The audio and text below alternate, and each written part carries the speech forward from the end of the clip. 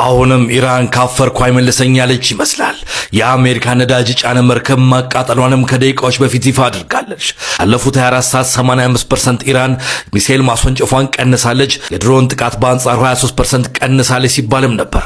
አቅም አንሷታል፣ አንገቷን ልደፋ ነው፣ እጅም ልሰጠው ሲባልም ነበር።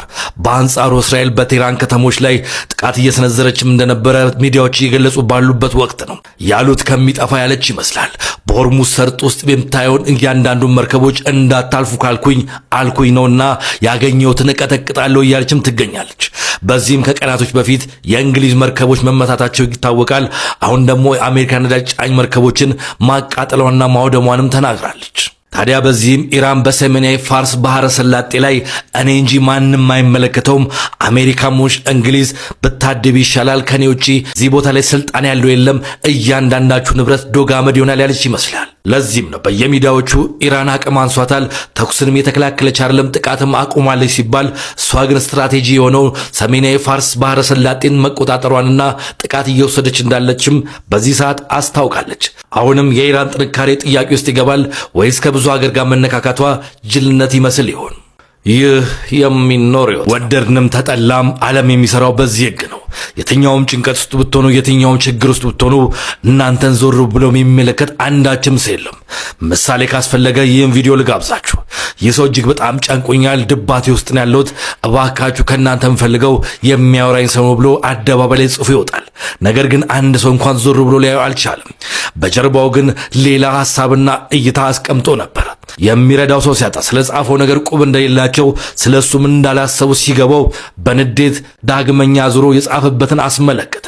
ሁለተኛው ደግሞ የሚለው ነፃ ገንዘብ ነው ኑ ውሰዱ ነበር።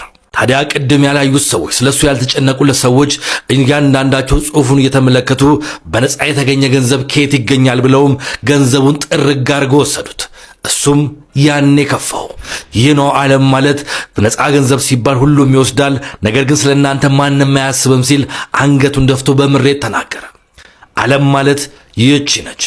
እናም የሀገር ሰው እጅግ በጣም ለየት የሚለው ደግሞ ዓለም በቃኝ ያሉ ከዚህ በተቃራኒ የሚያስቡ ሰዎች መኖራቸው ነው። ምድር ንዋይ፣ ገንዘብ፣ ሀብት፣ ስልጣን፣ ንብረት ሁሉን ነገር ትተው በክርስቶስ ፍቅር ልባቸውን አሽተው ለሱ ብቻ የሚገዙ የሚኖሩ ከራሳቸው ሕይወት ይልቅ ሌሎቹ ሕይወት የሚጸልዩ የሚያስቡ ከራሳቸው ደህንነት ይልቅ ሌሎች ደህንነት የሚያስቡ የሚጸልዩ ከራሳቸው ሰላም ይልቅ ለሀገር አንድነት ለሀገር ሰላም የሚጸልዩ እናትና አባቶች እንዳሉን ስናስብ ምንኛ ደስተኛ ነን። ታዲያ በሙታንሳ ማር ቅዱስ ሚካኤል አንድነት ገዳምም እንደዚህ አይነት እልፍ አባቶች አሉን። አባቶች ባት እንገንባላችሁ ሲባሉ የለም እናቶች ይገንባላቸው እነሱ ከኛ ደከም ይላሉ አሉ። የእናቶችን ባት ተገነባ፣ ደስታቸው እጥፍ ድርብ ሆነ። ነገር ግን የአባቶች ያልተገነባም እናቶች ማዘን ጀመሩ። አባቶቻችን ጎን አሳርፈን የእናቶችንን ባለማበስ ደግሞ ግዴታ በአቱን መገንባት አለብን። በንግድ ባንክ 1442 598 እንዲሁም በአቢሲኒያ ባንክ 1410944 የበኩላችንን እናድርግ። እነዚህን አባትና እናቶቻችን ለማግኘት እነዚህ ስልኮች ይጠቀሙ። ይህ እስራኤሎች እንዲሁም ጣሊያኖች ዘብጥያ መውረድ አለባቸው፣ ምክንያቱ ደግሞ ኢየሱስን ገለውታል ያለው ጠበቃ። ይህ ጠበቃ በኬንያ ነዋሪ ነው፣ ኤኒዲስ ይባላል። በኬንያው ከፍተኛ ፍርድ ቤት አንድ ክስን ያስገባል።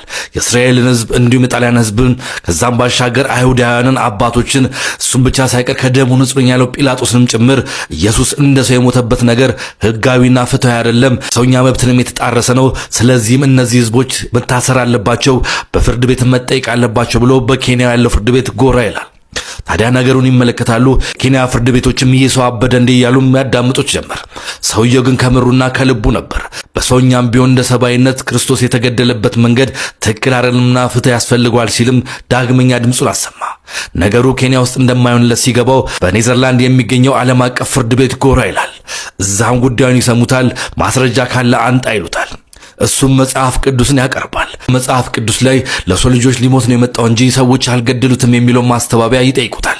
የሆነው ሆኖ የፈለገ እንኳን ቢሆን ክርስቶስ የሞተበት መንገድ፣ አይሁዳውያን አባቶች የፈረዱበት መንገድ ጲላጦስ እንኳን ከደሙ ንጹሕ ብሎ ራሱ እንዳይከላከል አድርጎ ሮማውያን እንዲሰቅሉት አድርጓልና እዚህም ክርስቶስ እንደ ሰውኛ እንኳን ትክክለኛ ሞት አይደለም፣ በግፍ ነው የተገደለው። ስለዚህም ፍትህ ያስፈልጓል እያለ ድምፁን አሰማ። ዋነኛ መስረጃ መጽሐፍ ቅዱስ ነው ሲልም ወገቡን ይዞ ተከራከረ። የዓለም አቀፍ ፍርድ ቤት ግን ነገሩን በእንጥልጥል አሳልፈው እሱን ወደ ጎን ገሸሽ አደረጉት። ይህ ከሆነ 13 ዓመት ተቆጥሯል። አሁን ላይ ኤድሪስ እንዲሁም የዓለም አቀፉ ፍርድ ቤት ምን እንዳለው የትም እንደደረሱ ምንም የሚታወቅ ነገር የለም። በወቅቱ ግን የዜና አነጋጋሪና ይህ ሰው አብዶ እንጂ በጤናው አይደለም የሚባሉ መላምቶችን አስቀምጦ ነበር። እናንተስ ይህን ሰው ምን ትሉታላችሁ? ለክርስቶስ ያለው ጥልቅ ፍቅር አሊያስ ዳኝነቱ ወይም ጠበቃነቱ ፈንቅሎ የወጣበት የተዘጋ ፋይልን ድጋሜ መቀስቀስ ጉዳይ፣ ወይም ጌታችንና መድኃኒታችን ኢየሱስ ክርስቶስ በዚህ ምድር የመጣው ለኛ ኃጢአት ሊተላልፎ ሊሰጥ ነው? እንደኛ እንደምናስበው ጠፍቶት ነው? ሐሳባችሁ ምን ይሆን? መከተባችሁ እንዳትረሱ። ዓለማችን ላይ ከሚገኙ ከተሞች እናትና አባታችሁን አስጎብኙ ብትባሉ የትኛውን ከተማ ትመርጣላችሁ? በተለይ ደግሞ ክርስቲያኖ ናችሁ። ኢየሩሳሌም እንደምትሉኝ አልጠራጠርም። ምክንያቱ ደግሞ ጌታችንና መድኃኒታችን ኢየሱስ ክርስቶስ ከውልደቱ እስከ ዕርገቱ ተአምር የሰራበትን፣ የተጸነሰበትን፣ የተወለደበትን እንዲሁም የተጠመቀበትን፣ ለኛ ሲል በመስቀል ላይ ያለበትን፣ ያረፈበትን፣ በትንሣኤው ጊዜ የተነሳበትን እነዚህን ሁሉ ተአምረኛ ቦታዎች መመልከት፣ እናትና አባቶቻችሁን ማሳየት እንደምትጓጉም ግልጽ ነው። እዛም ባሻገር የቅዱሳን መካነ መቃብር መጎብኘት፣ ይህ ሁሉ አንድ ቦታ ላይ ይገኛል። ኢየሩሳሌም፣ እስራኤል። ለዚህ ጉዞ ታዲያ እናንተ እናትና አባቶቻችሁን አስጎብኙ፣ እኛ ደግሞ ጉዞን አዘጋጅተናል እያሉ ይገኛሉ ቤተ ጳውሊ የጉዞ ወኪል። ታዲያ ትንሣኤን ምክንያት በማድረግ ለእናትና ለአባቶቻችሁ ይህንን ቅዱስ ቦታ ለማሳየት መመዝገባችሁን እንዳትረሱ። ቦታም እየሞላ ስለሆነ በጊዜ ቢሮአችን መታችሁ መመዝገብ ትችላላችሁ። ቅድስት ሀገር ኢየሩሳሌምንም በሙያ ልምድ ያላቸው አስጎብኚዎቻችን በደንብ የሚንከባከቧችሁና የሚያስጎበኛችሁ ይሆናል። የት ነው የምናገኛችሁ ካሏችሁ ቁጥር 1 ፒያሳ መናገሻ ገነት ቅዱስ ጊዮርጊስ ቤተክርስቲያን ፊት ለፊት ቤተክርስቲያኗ ባሰራችው ህንጻ ላይ ሁለተኛ ፎቅ ቢሮ ቁጥር 202 ይገኛሉ። እዛም ባሻገር መገናኛ መግተባበር ህንጻ አራተኛ ፎቅ ላይ ቢሮ ቁጥር 405 ማግኘት ትችላላችሁ። አሊያም በእነዚህ ሰዎች ደውሉላቸው፣ ሄሎን በሏቸው። አሊ ካሜኒ መሞት ተከትሎ ኢራናውያን ለሁለት ጎራ ተከፍለዋል። ደቡባዊ ኢራኖች የአያቶላ ምስል ያለበትን ሐውልት ሲያፈርሱም ታይተዋል። ከጊዜያቶች በፊት የወጣቶች ቀውስም እንደተነሳ ታውቆ ነበር። ታዲያ ይህን አጋጣሚ የተጠቀሙበት ኢራናውያን ወጣቶች አያቶላ አሊ ካሜኒን ሐውልት ሲያፈርሱም ተመልክተዋል። ፎክስ ኒውስም ዘግቦታል። ታዲያ በዚህም ኢራናውያን ጥልቅ ሐዘን ላይ ናቸው። ነገር ግን አሁንም ልጃቸው ሙጂታባ አሊ ካሜኒ ቀጣዩ የነሱ መሪ እንደሆነም ታውቋል። ከ1989 ጀምሮ በእስላማዊ አገዛዝ ስር የኖረችው ኢራን አያቶላ አሊ ካሜኒ ከዛ ጀምሮ ሲመሩትም ነበር። ታዲያ ዛሬ ጠዋት ላይ መሞታቸው ይፋ ሆኗል። በጣም አስደንጋጭ ነው። ነገር ግን አሁንም ጠላቶቻችን እንታገላለን ሲሉም ታውቋል። የአሜሪካና እስራኤል ጥምር ጦርም ይህንን ግድያ አፋፍሞታል። ኢራን በአንጻሩ አሜሪካን የሚደግፉ እያንዳንዱ ሀገሮችን ሚሳኤል መተኮሳን፣ አጥፍቶ ጠፊ ድሮኖች መላኩ አልቀረም። በዚህም ዱባይ፣ ባህሬን፣ ኳታር እንዲሁም ሌሎች ሀገሮች ሰለባ ሆነዋል። አሁንም ጥቃቱ እንደቀጠለ ነው። ኢራንም አጸፋዊ እርምጃ ወስዳለው እስራኤልን መደብደቧን አላቆመችም። ይህ በእንዲህ እንዳለ አገር ውስጥም ከሀገር ውጭ የምንሰማው ዜና ደስ እያለ አይደለም። ብዙ ሰዎች እየሞቱ እንደሆነም ታውቋል። እስራኤሎች እንዲሁም ጣሊያኖች ዘብጥያ መውረድ አለባቸው። ምክንያቱ ደግሞ ኢየሱስን ገለውታል ያለው ጠበቃ። ይህ ጠበቃ በኬንያ ነዋሪ ነው፣ ኤኒዲስ ይባላል። በኬንያው ከፍተኛ ፍርድ ቤት አንድ ክስን ያስገባል።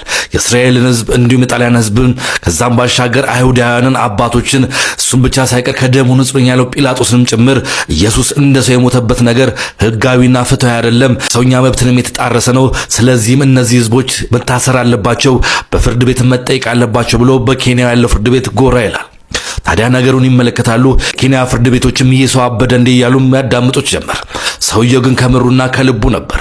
በሰውኛም ቢሆን እንደ ሰብአዊነት ክርስቶስ የተገደለበት መንገድ ትክክል አይደለምና ፍትህ ያስፈልገዋል ሲልም ዳግመኛ ድምፁን አሰማ።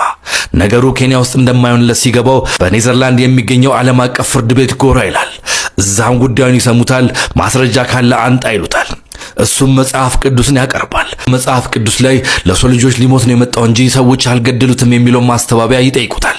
የሆነው ሆኖ የፈለገ እንኳን ቢሆን ክርስቶስ የሞተበት መንገድ፣ አይሁዳውያን አባቶች የፈረዱበት መንገድ፣ ጲላጦስ እንኳን ከደሙ ንጹህ ብሎ ራሱ እንዳይከላከል አድርጎ ሮማውያን እንዲሰቅሉት አድርጓልና እዚህም ክርስቶስ እንደ ሰውኛ እንኳን ትክክለኛ ሞት አይደለም፣ በግፍ ነው የተገደለው። ስለዚህም ፍትህ ያስፈልጓል እያለ ድምፁን አሰማ። አንደኛ መስረጃ መጽሐፍ ቅዱስ ነው ሲልም ወገቡን ይዞ ተከራከረ። የዓለም አቀፍ ፍርድ ቤት ግን ነገሩን በእንጥልጥል አሳልፈው እሱን ወደ ጎን ገሸሽ አደረጉት። ይህ ከሆነ 13 ዓመት ተቆጥሯል። አሁን ላይ ኤድሪስ እንዲሁም የዓለም አቀፍ ፍርድ ቤት ምን እንዳለው የትም እንደደረሱ ምንም የሚታወቅ ነገር የለም። በወቅቱ ግን የዜና አነጋጋሪና ይህ ሰው አብዶ እንጂ በጤናው አይደለም የሚባሉ መላምቶችን አስቀምጦ ነበር። እናንተስ ይህን ሰው ምን ትሉታላችሁ? ለክርስቶስ ያለው ጥልቅ ፍቅር አሊያስ ዳኝነቱ ወይም ጠበቃነቱ ፈንቅሎ የወጣበት የተዘጋ ፋይልን ድጋሜ መቀስቀስ ጉዳይ፣ ወይም ጌታችንና መድኃኒታችን ኢየሱስ ክርስቶስ በዚህ ምድር የመጣው ለኛ ኃጢአት ሊተላልፎ ሊሰጥ ነው? እንደኛ እንደምናስበው ጠፍቶት ነው? ሐሳባችሁ ምን ይሆን? መከተባችሁ እንዳትረሱ። 5 ሳንቲም መልስ አልተመለሰልኝም በማለት 22 ዓመት ፍርድ ቤት የተመላለሰ ሰው አለ ብላችሁ ምን ትላላችሁ? ነገሩ እንዲህ ነው። ይህ ሰው በሙያው ጠበቃ ነው። ታዲያ ባቡር ጣቢያ ይገባል። እሱም መክፈል ከነበረበት 25 ሳንቲም ጭማሪ እነሱ ጋር እንደቀረም ይነግራቸዋል። መልስ እንዲሰጡት ቢነግራቸውም ቢጠይቃቸውም እነሱ ግን ከቁብ አልቆጠሩትም። ጉዳዩንም ቀለል አድርገው ያዩታል። ነገርየውን በዋዛ ላይ የውም የጥብቅናው ሙያ መብቱን ለመጠየቅ ይጠቀምበታል።